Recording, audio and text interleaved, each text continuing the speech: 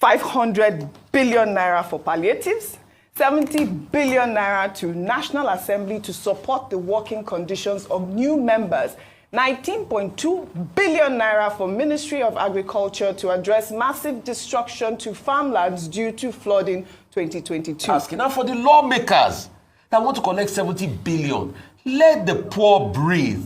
Fear God. Fear God. Absolutely. Let the poor breathe. People are crying, and you even have the temerity, the infantry, the unmitigated nerve. Hello, my great and wonderful people. How on a day today? I hope all of you day well. Today, we get a lot of videos for our table. We want quickly the review to you concerning the things when we say it happen right now for inside this country, Nigeria. Yes, Emefiele Tinibu don't really they do well. APC don't really start from the place where ABC this Azu Buhari stop according to their own promise. As they talk, the video when ABC you don't see from the introduction, now all the loans when ABC the National Assembly don't approve for Emefiele Tinibu to borrow. May we use the clear word so that una will understand. Borrow money when ABC they don't already approve for Emefiele Tinibu, not be one, not be two, not be three, not be four, not be millions in dollar, billions upon billions. Would they leave you to watch the full list and everything when ABC yes that they tell us as we talk now. And after this video, we'll see the review to you, the reactions from majority of Nigerians when we say they also get access to grant interview for their own opinion concerning this very whole matter. And before we go on, we want quickly use this media to say a very big kudos to Arise News Media for this great opportunity to get access to this piece of information for educational purpose. All right, listen to this very one first. We'll come back for more. If we can pull up that breakdown, it says 500 billion naira for palliatives, 70 billion naira to National Assembly to support the working conditions of new members, 19.2 billion naira for Ministry of Agriculture to address massive destruction to farmlands due to flooding 2022, 35 billion to National Judicial Council, 10 billion to Federal Capital Territory Administration for critical project. I guess that the whole idea everyone is like talking about is that 70 billion as well. But also we saw that the National Assembly had approved this whole, yesterday we talked about this supplementary budget for infrastructure, for these other ideas. So what's going to happen? Now we have $800 million from the World Bank and then additional 500 billion for palliatives. Where do we go from here, Rufai? If you ask me now, I'll go ask you. Let's go straight to it. Yes. A couple of palliatives have been announced. I just hope this is not fraught in corruption. This is the question. Because when you even look at it, let's even go back. That's why the need for data is important. And that's why I would have favored that we had done the census even before the election, before we started with this government. Because you need data to plan. They keep saying 60 million households. How? How did you get 60 million households? I tried to do that calculation as well. If you say if our population is 220 million, divided by 5 per household, how many do you get? That's about 55 million households. So, but that data is still suspect. So based on my television data, because this is my forte in media, I know when we benchmark television watching households in Nigeria, there are 30 million television households. So if you get a sizable number, you get, if you get like 9 million households watch your show, you get a sizable number. So how do they even benchmark the data in the first place? Also look at the money the lawmakers are going to get. I tried calculating it. If they are to share that 70 billion naira equally amongst all of them, we have collectively about 472, across both houses. Let's round it up to 500. 500 divided by 70 billion. That's going to give us 140 million for each lawmakers. So 500 people, if they're to share it equally, can receive 140 million. I know they're not going to share it equally. But look at the citizens. 12 million households receive 48,000 across 6 months. So look at the disparity. So the other monies put out there, I support the one for the 35 billion for National Judicial Council. I support that one. The 10 billion for Federal Capital Territory, yes, I'm happy about that because I was in Abuja over the weekend and guess what? Most of the street lights from the airport were not working down into Abuja town. So maybe they need to do a lot of work as regards that and internally because that's our country's capital. The 19.2 billion for Ministry of Agriculture to address massive destruction of farmlands, I support that to do to follow. But how are they going to spend that money? How is it going to trickle down to the basic farmers? Then the 500 billion for the palliative. This time around, they are saying that they're going to use wallets. They've always talked about wallets in the past, like sent by wallets. But how can we effectively authenticate the amount and how much is really going to all of these farmers out there? Personally, I've never been in support of these handouts because they're getting muddled up in Nigeria. I tried doing something on social media, and you might argue that it's not empirical enough. I've asked that people that receive the money, can they come out? But we hardly see most of them. In fact, the office in charge of disbursing this national, register, they send me a message back on Twitter and say, oh, Rufai, there are lots of them, most of them might not be on Twitter. Can we even see some members of these families are receiving this money? Because the last thing we heard was during COVID, where the humanitarian minister was sharing money for people in their hands, and you can't be accountable that way. So at first, I can't wait for the census to even start. Let's even have data to work with. There are not enough data sets to work with. Question. So what even makes up these families? Those are the questions we're asking. Now for the lawmakers that want to collect 70 billion, let the poor breathe. Fear God. Fear God. Absolutely. Let the poor breathe. People are crying, and you even have the temerity, the infantry, the unmitigated nerve to even put your own money in this while poor people are suffering. All right. I yield the floor. All right, my great and wonderful people. I believe say all of you don't hear that very one by una self. When Bola Tinibu the campaign, you not hide all this whole issue. So I believe says to majority of us, it not be something strange to us because as he promised, say if peradventure say he lead this nation, now where assume Buhari for stop, now there in go start from. And he equally go ahead with his slogan for his own campaign, Renew Hope, which is during assume Buhari now hope they give us. And it can't renew that same hope of hopelessness. No wahala. I will leave you to share your own opinion concerning that very one, even as we take you to this other video. We'll come back for more. That what the National Assembly has done is to take ownership on behalf of all of us. We are the ones that have endorsed that loan from the World Bank. And then there is another loan from the IMF, which we are also going to endorse, I guess.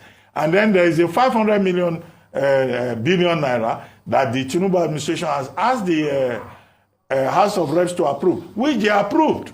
The speed with which this National Assembly is moving with approvals of requests from the president, I hope it will be a National Assembly that can think. Let it not be that they are just there. Anything that comes, they just look at it and they say, we have approved. They received a letter from the president in the morning. They have approved it before people went for lunch.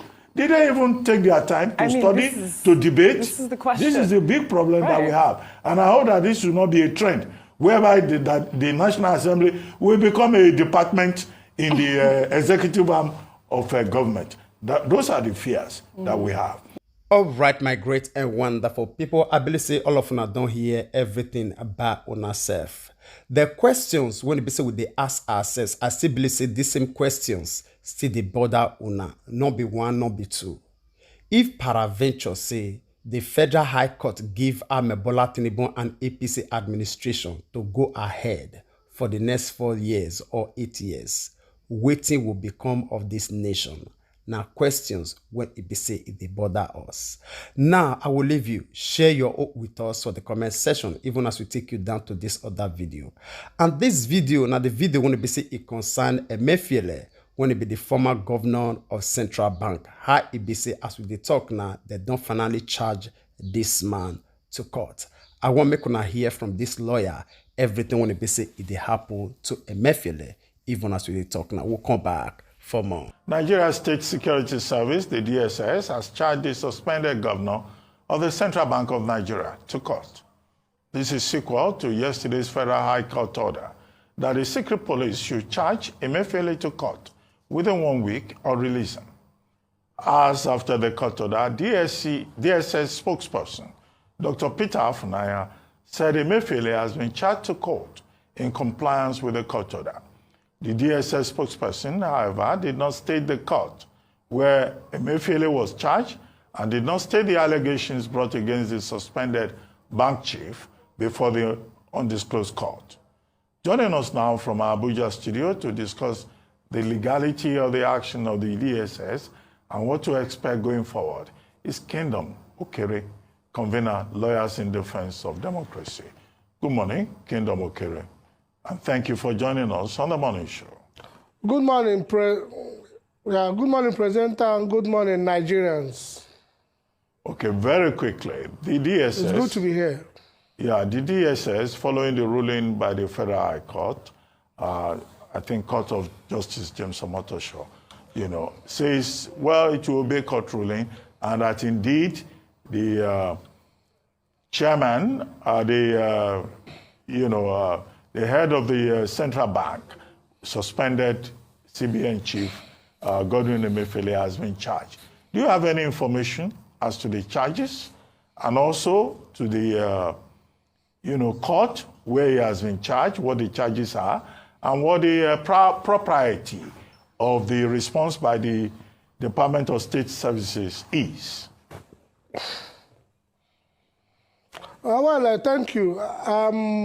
We just heard it from the press release of the DSS spokesperson that they will have charged him to court. Charging him to court is different from arraigning him. So that means they have commenced the procedure of charging him to court in compliance with the ruling of the Honorable Justice Muazu Hamza of the FCT High Court that have ordered them to either release him or charge him to court within 1 week. So we are yet, we've not seen a copy of the charge. Of course, the accused person who has been in illegal detention of the DSS and his lawyers should be privy to whatever charge that have been preferred against him. So definitely they will serve the charge on him or his lawyers.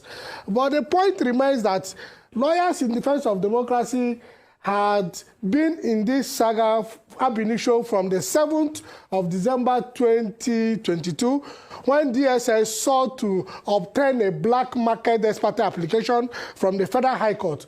I called it black market ex parte application because the Honorable Chief Judge of the Federal High Court, in his ruling, used the word that the DSS cannot use this Honorable Court to commence an irregular proceeding. So any judicial process that is commenced via an irregular proceeding is ab initio a nullity, is a black market procedure. That's what they had sought to obtain, to frame Emefiele up on trumped-up charges, false allegation of terrorism financing. The Lawyers in Defense of Democracy held press conference in December where we alerted Nigerians that the DSS is about to frame this man up for what they allege to be terrorism financing and some financial crimes of national security dimension, which I described previously as a mere semantics and just using words to intimidate, harass, and to prefer false charges against the person of Godwin Emefiele. Thereafter, I'm taking us a historical background. Thereafter, on the 29th of December 2022, Justice M.A. Hassan of the FCT High Court made an order, a perpetual injunction, restraining the DSS from preferring any trump-up charges of terrorism financing against suspended CBN Governor Godwin Emefiele.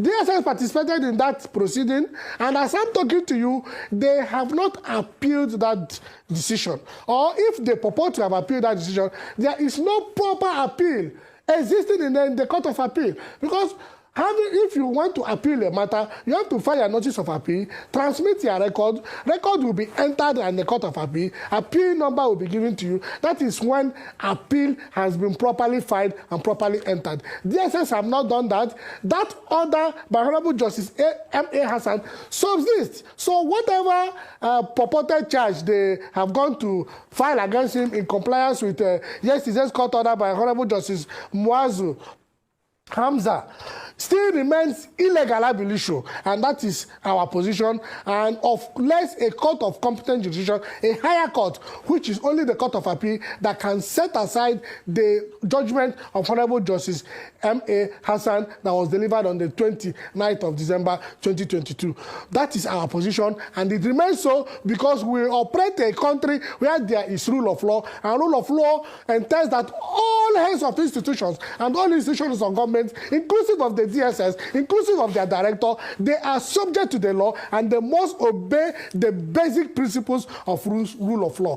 Rule of law does not empower the DSS to disregard another of a court of competent jurisdiction. The only thing they can do within their constitutional right is to go to a higher court, an appellate court, to set it aside. So far as that judgment remains, whatever they are doing in purporting to file any charge against Emefiele remains illegal ab initio. And now let us ask again. On the 7th of December 2022, they filed this ex parte application before the Federal High Court, where they framed this man up, which we alerted Nigerians that they are going to frame him up on false allegation of terrorism. Between 7th of December to 10th of June, when you arrested him, you still didn't have enough evidence to charge him. So what they did is to prove us right when we held a live media conference and alerted Nigerians that they are about to frame this man on false allegation. So it took them almost 1 month. They held him for more than 1 month now. It took them only yesterday's court order that directed them to either release him or charge him to court to now go and file whatever charge they purport to have filed. So that means they have just proved us right. They have just confirmed our live press conference in December that they were going to frame this man up on false allegations. Because if from the 7th of December, when you file a reciprocal application at the Federal High Court, till 10th of June, when you arrested him, you still didn't have enough evidence to charge him to court. That means, as we alerted Nigerians, it is true that whatever they are doing against Emefiele are falsehood. And again, whatever Emefiele did as CBN governor had presidential approval. So if they have anything they want to dig that is traceable to him, they should also know that it should be traceable to the former president, Muhammadu Buhari, and they should also bring him to book so that vis-a-vis Emefiele, they can defend themselves, as to whatever allegation the DSS might be charging against him. All right, I believe say you don't hear everything by yourself. Now, we'll leave you to share your own opinion with us on the comment section. The only thing we get to talk concerning this whole matter, we not talk say Emefiele may be an saint. No. But one thing we see the finger of mocking for inside pot of soup for this issue. Yes. We understand, say the fight when they say APC, they fight this Emefiele. Now the fight when they say if you want to stop them to manipulate election. Now, it make these people, they make this man target. We just they observe on our own. And also look around that people want to be say this people they persecute as we they talk now. People want to be say they fight the previous administration in one way or the other. Then they come with all this issue as a case of revenge.